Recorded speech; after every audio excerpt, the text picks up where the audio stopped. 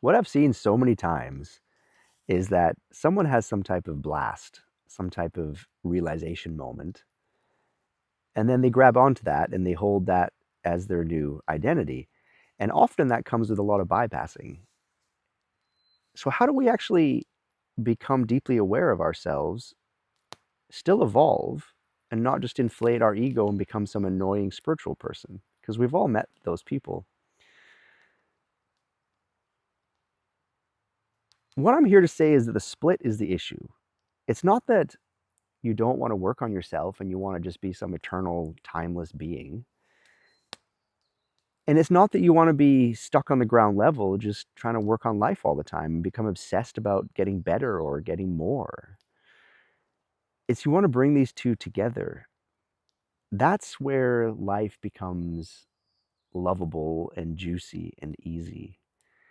And it's inevitable that we will go through this process. We will create a new identity about being some so-called spiritual being if we have this, experience of awe and we get to like settle into presence for some temporary period, and then we go back to being a human, and then our human identity grabs onto this new program because it loves it. It loves to grab onto whatever it can, and all of a sudden now it has this new identity that is above other people, above the normies, above the muggles.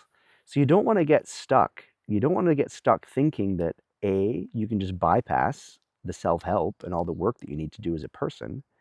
And B, you don't want to get stuck not knowing that you are also way more than just being human.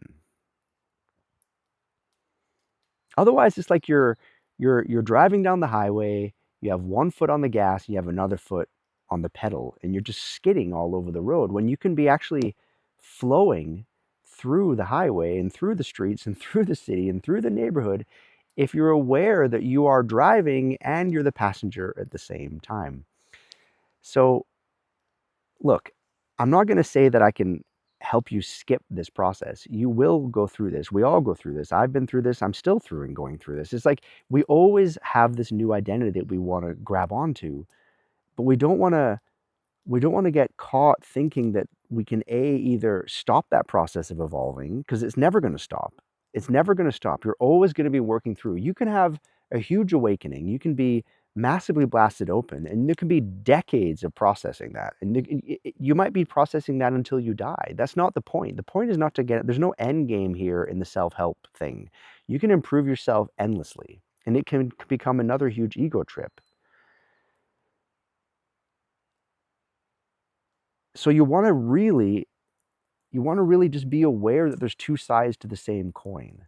And that split, that division of thinking that A, you're something outside the human, and B, you are the human, you want to bring those two together, because otherwise they complement each other. This is how you live life in a much more wonderful, wonderful way. And I mean wonderful in a good way, but wonderful in wonder.